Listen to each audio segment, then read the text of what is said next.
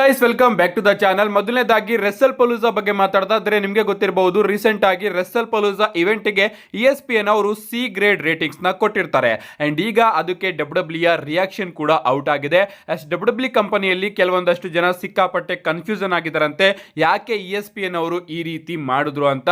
Literally ಇದನ್ನ ಅವರು gambling ಅಂತ ಕರಿತಾ ಇದ್ದಾರೆ. ಅಂಡ್ ಯಾಕೆ ಇವರು ನಮ್ಮ ಕಂಪನಿ ಮೇಲೆ ರೇಟಿಂಗ್ಸ್ ನ ಕೊಡಬೇಕು, ಈ ರೀತಿ ಅವರ ಪ್ಲಾಟ್ಫಾರ್ಮ್ ಮೇಲೆ ನಾವು ಟೆಲಿಕಾಸ್ಟ್ ಆಗ್ತಾ ಇರೋದು, ಸೊ ಅದಕ್ಕೆ ಇವರು ಈ ರೀತಿ ರೇಟಿಂಗ್ಸ್ ನ ಕೊಟ್ಟಿದಾರಲ್ಲ ಅಂತ WWE ಕಂಪನಿಯ ಕೆಲವೊಂದಷ್ಟು ಜನ ಸಿಕ್ಕಾಪಟ್ಟೆ ಕೋಪ ಮಾಡಿಕೊಂಡು ಕನ್ಫ್ಯೂಷನ್ ಅಲ್ಲಿ ಇದಾರಂತೆ. ಗೊತ್ತಿಲ್ಲ ಗಾಯ್ಸ್, ESPN ಅವರು ಎಲ್ಲಾ ಸ್ಪೋರ್ಟ್ಸ್ ಗಳಿಗೂ ಕೂಡ ಇದೇ ರೀತಿ ರೇಟಿಂಗ್ ನ ಕೊಡ್ತಾ ಇರ್ತಾರೆ. ನೀವು ಅವರ ಪ್ಲಾಟ್ಫಾರ್ಮ್ ಅಲ್ಲಾದ್ರೂ ಹೋಗಿ ಟೆಲಿಕಾಸ್ಟ್ ಮಾಡಿ ಅಥವಾ ಬೇರೆ ಪ್ಲಾಟ್ಫಾರ್ಮ್ ಅಲ್ಲಾದ್ರೂ ಹೋಗಿ ಟೆಲಿಕಾಸ್ಟ್ ಮಾಡಿ, ಒಟ್ಟಿನಲ್ಲಿ ರೇಟಿಂಗ್ಸ್ ಅಂತೂ ಅವರು ಆನೆಸ್ಟ್ ಆಗಿ ಕೊಡ್ತಾ ಇರ್ತಾರೆ. ಅಂಡ್ ಮುಂದೆನೂ ಕೂಡ ಕೊಡ್ತಾರೆ ಅಂತ ಅನ್ಕೋತೀನಿ.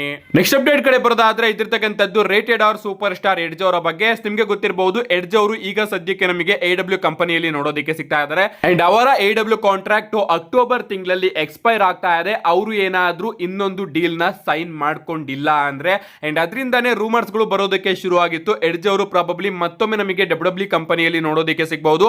ಅಂಡ್ ಜಾನ್ ಸಿನಾ ಅವರ ಜೊತೆ ಒಂದ್ ಲಾಸ್ಟ್ ಟೈಮ್ ಅಲ್ಲಿ ಮ್ಯಾಚ್ ಕೂಡ ಕಂಪ್ಲೀಟ್ ಮಾಡಬಹುದು ಅಂತ. ಅಂಡ್ ರೀಸೆಂಟ್ ಆಗಿ ಆದಂತಹ AEW ಶೋ ಅಲ್ಲೂ ಕೂಡ ನಮ್ಮ ಎಡ್ಜ್ ಅವರು ಕ್ರಿಶ್ಚಿಯನ್ ಗೆ ಹೇಳ್ತಾ ಇರ್ತಾರೆ, ನಾನೀಗ ಹೋಗೋ ಟೈಮ್ ಬಂದಿದೆ, ನಿಜವಾಗ್ಲೂ ನನಗೆ ಇಲ್ಲಿ ಇರೋದಕ್ಕೆ ಆಗ್ತಾ ಇಲ್ಲ ಅಂತ. ಆ ಒಂದು ಸೆಗ್ಮೆಂಟ್ ನು ಕೂಡ AEW ಕಂಪನಿ ಅವರು ತೋರಿಸ್ತಾರೆ. ಅಂಡ್ ಅದಾದ್ಮೇಲೆ ನಾವೆಲ್ಲರೂ ಕೂಡ ಅನ್ಕೊಳ್ತಾ ಇದ್ವಿ, ಪ್ರಾಬಬ್ಲಿ ಎಡ್ಜ್ ಅವರು AEW ಕಂಪನಿನ ಬಿಟ್ಟು WWE ಕಂಪನಿಗೆ ಬರ್ಬೋದು ಅಂತ. ಬಟ್ ಈಗ ರಿಪೋರ್ಟ್ಸ್ ಗಳು ಬರ್ತಿರೋ ಪ್ರಕಾರ ಎಡ್ಜ್ ಅವರು WWE ಕಂಪನಿಗೆ ಬರೋದಿಲ್ವಂತೆ. ಗೊತ್ತಿಲ್ಲ ಏನಾಗ್ತಾ ಇದೆ ಅಂತ. ಬಂದ್ರು ಬರ್ಬಹುದು, ಬರ್ದಲೇನೂ ಇರಬಹುದು. AEW ಕಂಪನಿಯವರು ಆ ರೀತಿ ಸೆಗ್ಮೆಂಟ್ ನ ತೋರಿಸಿರೋದನ್ನ ನೋಡಿದ್ರೆ ಪ್ರಾಬಬ್ಲಿ ಇಲ್ಲಿ ಅವರು ಸುಮ್ಮನೆ ಫ್ಯಾನ್ಸ್ ಗಳ ನಡುವೆ ಇಂಟ್ರೆಸ್ಟ್ ನ ಹುಟ್ಟಾಕೋದಕ್ಕೆ ಈ ರೀತಿ ಮಾಡ್ತಾ ಇದ್ದಾರೆ ಅಂತ ಅನ್ಕೋತೀನಿ. ಕಾದ್ ನೋಡೋಣ ಗೈಸ್, ಅವರ ಕಾಂಟ್ರಾಕ್ಟ್ ಮುಂದಿನ ತಿಂಗಳೇ ಎಕ್ಸ್ಪೈರ್ ಆಗ್ತಾ ಇದೆ. ನೆಕ್ಸ್ಟ್ ಅಪ್ಡೇಟ್ ಕಡೆ ಬರೋದಾದ್ರೆ ರೀಸೆಂಟ್ ಆಗಿ WWE ಅವರು ಹೊಸ ಟ್ರೇಡ್ ಮಾರ್ಕ್ ನ ಫೈಲ್ ಮಾಡ್ಕೊಂಡಿದ್ದಾರೆ. ರೀಸೆಂಟ್ ಆಗಿ WWE ಅವರು ಇನ್ವೇಷನ್ ಅನ್ನೋ ಒಂದು ಹೊಸ ಟ್ರೇಡ್ ಮಾರ್ಕ್ ನ ಫೈಲ್ ಮಾಡ್ಕೊಂಡಿದ್ದಾರೆ. ಅಂಡ್ ಪ್ರಾಬಬ್ಲಿ ಇದು NXT ಆಗಿ TNA ಯ ಒಂದು ಪ್ರೀಮಿಯಂ ಲೈವ್ ಇವೆಂಟ್ ಆಗಲಿದೆ. ನಿಮಗೆ ಗೊತ್ತಿರಬಹುದು, ರೀಸೆಂಟ್ ಆಗಿ NXT ಶೋಗೆ TNA ಸೂಪರ್ ಸ್ಟಾರ್ಸ್ ಗಳು ಬಂದು ಇನ್ವೈಟ್ ಮಾಡ್ತಾರೆ. ಅಂಡ್ ಅದಕ್ಕೆ ಪುಷ್ಟಿ ಕೊಡೋ ರೀತಿ ಅಫ್ಕೋರ್ಸ್ TNA ಸೂಪರ್ ಸ್ಟಾರ್ಸ್ ಗಳು ಕೂಡ NXT ನ ಇನ್ವೈಟ್ ಮಾಡೇ ಮಾಡ್ತಾರೆ. ಸೊ ಇವರ ನಡುವೆ ಒಂದು ಪ್ರೀಮಿಯಂ ಲೈವ್ ಇವೆಂಟ್ ನಮಗೆ ನೋಡೋದಕ್ಕೆ ಸಿಗಬಹುದು, ಇನ್ವೇಷನ್ ಅಂತ. ಸೊ ಅದಕ್ಕೋಸ್ಕರ WWE ಅವರು ಈ ಒಂದು ಟ್ರೇಡ್ ಮಾರ್ಕ್ ನು ಕೂಡ ಫೈಲ್ ಮಾಡ್ಕೊಂಡಿದ್ದಾರೆ. ನೆಕ್ಸ್ಟ್ ಅಪ್ಡೇಟ್ ಕಡೆ ಬರೋದಾದ್ರೆ ಇದ್ದಿರ್ತಕ್ಕಂಥದ್ದು ನಮ್ಮ AJ ಸ್ಟೈಲ್ ಆಗಿ ಜಾನ್ ಸಿನಾ ಅವರ ಮ್ಯಾಚ್ ಬಗ್ಗೆ. ನಿಮಗೆ ಗೊತ್ತಿರಬಹುದು, ಸಡನ್ ಆಗಿ WWE ಅವರು ಈ ಒಂದು ಮ್ಯಾಚ್ ನ ಕ್ರೌನ್ ಜ್ಯುವೆಲ್ ಆಸ್ಟ್ರೇಲಿಯಾಗೆ ಅಫಿಷಿಯಲ್ ಆಗಿ ಕನ್ಫರ್ಮ್ ಮಾಡ್ತಾರೆ. ಬಟ್ ಒರಿಜಿನಲ್ ಆಗಿ WWE ಅವರು ಈ ಒಂದು ಮ್ಯಾಚ್ ನ ತುಂಬಾ ದಿನಗಳಿಂದ ಪ್ಲಾನ್ ಅಲ್ಲೇ ಇಟ್ಕೊಂಡಿದ್ರಂತೆ. ಅಂಡ್ ಈ ಒಂದು ಮ್ಯಾಚ್ ನ ಬಿಲ್ಡ್ ಮಾಡೋದಕ್ಕೋಸ್ಕರ WWE ಅವರು ಜಾನ್ ಸಿನಾ ಹಾಗೆ AJ ಸ್ಟೈಲ್ ಅವರ ಫೇಸ್ ಆಫ್ ನ ತೋರಿಸಬಾರದು ಅಂತ ಈ ರೀತಿ ಆಂಗಲ್ ನ ಹುಟ್ಟಾಕಿದ್ದಾರೆ. ನಿಮಗೆ ಗೊತ್ತಿರಬಹುದು, ರೀಸೆಂಟ್ ಮಂಡೇ ನೈಟ್ ರಾ ಅಲ್ಲಿ ನಮ್ಮ AJ ಸ್ಟೈಲ್ ಅವರು ಕಮರ್ಷಿಯಲ್ ಬ್ರೇಕ್ ಮಧ್ಯೆ ಒಂದು ಪ್ರೋಮೋನ ಕಟ್ ಮಾಡ್ತಾರೆ. ಈ ಒಂದು ಕಂಪನಿಯಲ್ಲಿ ನಾನಿರೋದು ಯಾರೋ ಒಬ್ಬರಿಗೆ ಇಷ್ಟ ಆಗ್ತಾ ಇಲ್ಲ, ಬಟ್ ನಾನು ಅವರಿಗೆ ಪ್ರೂವ್ ಮಾಡ್ತೀನಿ ಅಂತ ನಮ್ಮ ಟ್ರಿಪಲ್ ಎಚ್ ಅವರಿಗೆ ಇಂಡೈರೆಕ್ಟ್ ಆಗಿ ಹೇಳ್ತಾರೆ. ಅಂಡ್ ಇದಾದ್ಮೇಲೆ ನಮ್ಮ ಜಾನ್ ಸಿನಾ ಅವರು ಕೂಡ ತುಂಬಾ ಬಾರಿ ನಾನು AJ ಸ್ಟೈಲ್ ಅವ್ರನ್ನ ಫೇಸ್ ಮಾಡಬೇಕು ಅಂತ ಆಸೆ ಇದೆ, ಬಟ್ ನನ್ನ ಹತ್ರ ಟೈಮ್ ಇಲ್ಲ, ಅದಕ್ಕೋಸ್ಕರ ನಾನು AJ ಸ್ಟೈಲ್ ಅವರಿಗೆ ಅಥವಾ ಯಾರ್ಯಾರನ್ನ ಫೇಸ್ ಮಾಡಬೇಕು ಅಂತ ಅನ್ಕೊಂಡಿದ್ದೀನೋ ಅವ್ರನ್ನ ಫೇಸ್ ಮಾಡೋದಕ್ಕೆ ಆಗ್ತಾ ಇಲ್ವೋ ಆ ಸೂಪರ್ ಸ್ಟಾರ್ಸ್ ಗಳಿಗೆ ಟ್ರಿಬ್ಯೂಟ್ ನ ಕೊಡೋದಕ್ಕೋಸ್ಕರ ಆ ಸೂಪರ್ ಸ್ಟಾರ್ಸ್ ಗಳ ಮೂವ್ಸ್ ಗಳನ್ನ ಪರ್ಫಾರ್ಮ್ ಮಾಡ್ತಾ ಇದ್ದೀನಿ ಅಂತ. ಅಂಡ್ ಇಂಟರ್ನೆಟ್ ಅಲ್ಲಿ WWE ಅವರು ಈ ರೀತಿ ಪ್ಲಾನ್ ಮಾಡಿಸಿ ಫ್ಯಾನ್ಸ್ ಗಳು AJ ಸ್ಟೈಲ್ ಆಗಿ ಜಾನ್ ಸಿನಾ ಅವರ ಮ್ಯಾಚ್ ಗೆ ಡಿಮ್ಯಾಂಡ್ ಇಡೋ ರೀತಿ ಮಾಡಿಸಿ ಇಂಟರ್ನೆಟ್ ಅಲ್ಲಿ WWE ಅವರು ಈ ಒಂದು ಮ್ಯಾಚ್ ನ ಅಫಿಷಿಯಲ್ ಆಗಿ ಕನ್ಫರ್ಮ್ ಮಾಡ್ತಿದ್ದಾರೆ. ಲಿಟ್ರಲಿ ನಿಮ್ಮ ಹತ್ರ ಲೋಗನ್ ಪೌಲ್ ಹಾಗೆ ಜಾನ್ ಸಿನಾ ಅವರ ಸಿಂಗಲ್ಸ್ ಮ್ಯಾಚ್ ನ ಬುಕ್ ಮಾಡೋದಕ್ಕೆ ಪ್ರಾಪರ್ ಸ್ಟೋರಿ ಲೈನ್ ಇದೆ. ಬಟ್ ಇಲ್ಲಿ AJ ಸ್ಟೈಲ್ ಹಾಗೆ ಜಾನ್ ಸಿನಾ ಅವರ ಮ್ಯಾಚ್ ನ ಬುಕ್ ಮಾಡೋದಕ್ಕೆ ಒಂದು ಸ್ಟೋರಿ ಲೈನ್ ಇಲ್ಲ. ನಾವೆಲ್ಲರೂ ಕೂಡ ಈ ಒಂದು ಮ್ಯಾಚ್ ನ ರ್ಯಾಂಡಮ್ ಆಗಿ ನೋಡೋದಕ್ಕೆ ಕಾಯ್ತಾ ಇರಲಿಲ್ಲ.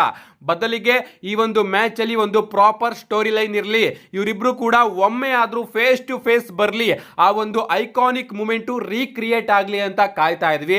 ಬಟ್ ನಮ್ಮ ಟ್ರಿಪಲ್ ಎಚ್ ಅವರು ಇಲ್ಲೂ ಕೂಡ ತನ್ನ ಕೊಂಗ ಬುದ್ಧಿಯ ಯೂಸ್ ಮಾಡಿ ಈ ರೀತಿ ಒಂದು ಮ್ಯಾಚ್ ನ ಬುಕ್ ಮಾಡಿದ್ದಾರೆ. ಏನೇ ಆಗಲಿ, ಮ್ಯಾಚ್ ಬುಕ್ ಆಗಿದ್ದು ಬೇಜಾರಿದೆ, ಬಟ್ ಮ್ಯಾಚ್ ಆಗುತ್ತಲ್ಲ ಅದನ್ನಾದ್ರೂ ನೋಡಿ ನಾವು ಖುಷಿ ಪಡಬೇಕು. ಕಾದ್ ನೋಡೋಣ ಗೈಸ್, ಈ ಒಂದು ಮ್ಯಾಚ್ ಯಾವ ರೀತಿ ಇರುತ್ತೆ ಅಂತ. ನಮ್ಮ ನೆಕ್ಸ್ಟ್ ಅಂಡ್ ಫೈನಲ್ ಅಪ್ಡೇಟ್ ಕಡೆ ಬರೋದಾದ್ರೆ ಇದಿರ್ತಕ್ಕಂಥದ್ದು ಕೂಡ ನಮ್ಮ ಫಿನಾಮಿನಲ್ ಒನ್ AJ ಸ್ಟೈಲ್ಸ್ ಅವರ ಬಗ್ಗೆನೇ. ರೀಸೆಂಟ್ ಆಗಿ ನಮ್ಮ AJ ಸ್ಟೈಲ್ ಅವರು ತನ್ನ ರಿಟೈರ್ಮೆಂಟ್ ನ ಟೀಸ್ ಮಾಡಿದ್ರು. ಒಂದು ಟೈಮ್ ಕ್ಲಾಕ್ ನ ಹಾಕಿ ನನ್ನ ಟೈಮ್ ಮುಗಿತಾ ಬರ್ತಾ ಇದೆ ಅಂತ ನಮ್ಮ AJ ಸ್ಟೈಲ್ ಅವರು ಹೇಳ್ತಾ ಇದ್ರು. ಅಂಡ್ ಈಗ ಗಾಯ್ಸ್ ಅವರು ಅಫಿಷಿಯಲ್ ಆಗಿ ಅನೌನ್ಸ್ ಮಾಡಿದ್ದಾರೆ, ತನ್ನ ರಿಟೈರ್ಮೆಂಟ್ ಮುಂದಿನ ವರ್ಷ ನೋಡೋದಕ್ಕೆ ಸಿಗ್ತಾ ಇದೆ ಅಂತ. ರೀಸೆಂಟ್ ಆಗಿ ನಮಗೆ ಟೋಕಿಯೋ ಸ್ಪೋರ್ಟ್ಸ್ ನೋಡೋದಕ್ಕೆ ಸಿಗುತ್ತೆ ಅಂಡ್ ಅಲ್ಲಿ ನಮ್ಮ ಏಜೆ ಸ್ಟೈಲ್ ಅವರು ಒಂದು ಪ್ರೆಸ್ ಕಾನ್ಫರೆನ್ಸ್ ಅಲ್ಲಿ ಹೇಳ್ತಾರೆ, I will probably appear at next Russell mania but isn't confirmed yet. The details are still undecided, but I will definitely retire within the next year. I don't want to show my fans a side of me that isn't AJ style. That is the main reason I have decided to retire before my body can no longer move ಅಂತ ನಮ್ಮ AJ style ಅವರು ಹೇಳಿದ್ದಾರೆ. ಅಂದ್ರೆ AJ style ಅವರು ಹೇಳ್ತಾ ಇದ್ದಾರೆ, ನಾನು probably next year ರಸಲ್ ಮೀನಿಯಾದಲ್ಲಿ ಅಪಿಯರ್ ಆಗಬಹುದು, ಅದಿನ್ನೂ ಕೂಡ ಕನ್ಫರ್ಮ್ ಆಗಿಲ್ಲ, ಬಟ್ ನನಗನ್ಸುತ್ತೆ ನಾನು ನೆಕ್ಸ್ಟ್ ಇಯರ್ ರಸಲ್ ಮೇನಿಯಾ ಅಂದ್ರೆ ರಸಲ್ ಮೇನಿಯಾ 42 ಅಲ್ಲಿ ಇರ್ತೀನಿ ಅಂತ. ಅದ್ರ ಬಗ್ಗೆ ಡೀಟೇಲ್ಸ್ ಬಂದಾಗ ನಾನು ಖಂಡಿತವಾಗ್ಲೂ ಕೂಡ ತಿಳಿಸ್ಕೊಡ್ತೀನಿ. ಬಟ್ ಒಂದಂತೂ ನಿಜ, ನಾನು ಮುಂದಿನ ವರ್ಷ 100% ರಿಟೈರ್ಡ್ ಆಗ್ತಾ ಇದ್ದೀನಿ. ಎಸ್, ನಾನು ಫ್ಯಾನ್ಸ್ ಗಳಿಗೆ ನನ್ನ ಇನ್ನೊಂದು ಮುಖನ ತೋರಿಸೋದಕ್ಕೆ ಇಷ್ಟ ಇಲ್ಲ. ಎಸ್, ಫಿನಾಮಿನಲ್ ಏಜ್ ಸ್ಟೈಲ್ ನ ಫ್ಯಾನ್ಸ್ ಅವರಿಗೆ ತೋರಿಸೋದಕ್ಕೆ ಇಷ್ಟಪಡ್ತೀನಿ ಹೊರತು ಅದನ್ನ ಬಿಟ್ಟು ಬೇರೆ ಯಾವ ಏಜ್ ಸ್ಟೈಲ್ ಕೂಡ ತೋರಿಸೋದಕ್ಕೆ ಇಷ್ಟಪಡೋದಿಲ್ಲ. ಅದಕ್ಕೋಸ್ಕರ ನಾನು ನನ್ನ ಬಾಡಿ ಮೂವ್ ಆಗೋ ತನಕ ಮಾತ್ರ ಈ ಒಂದು ಕಂಪನಿಯಲ್ಲಿ ಇರ್ತೀನಿ. ಅಂಡ್ ಅದು ಮೂವ್ ಆಗೋದನ್ನ ನಿಲ್ಸೋದ್ರ ಒಳಗಡೆ ನಾನು ಈ ಒಂದು ಕಂಪನಿಯಿಂದ ರಿಟೈರ್ಡ್ ಆಗ್ತೀನಿ. ಈ ಒಂದು ಕಂಪನಿಯಿಂದ ಮಾತ್ರ ಅಲ್ಲ, ರೆಸ್ಲಿಂಗ್ ಇಂದಾನೆ ರಿಟೈರ್ಡ್ ಆಗ್ತೀನಿ. ಅಂಡ್ ಆಫ್ ಕೋರ್ಸ್ ಮುಂದಿನ ವರ್ಷದಲ್ಲಿ ನಾನು 100% ರಿಟೈರ್ಡ್ ಆಗೇ ಆಗ್ತೀನಿ ಅಂತ ನಮ್ಮ ಏಜೆ ಸ್ಟೈಲ್ ಅವರು ತಿಳಿಸಿದ್ದಾರೆ.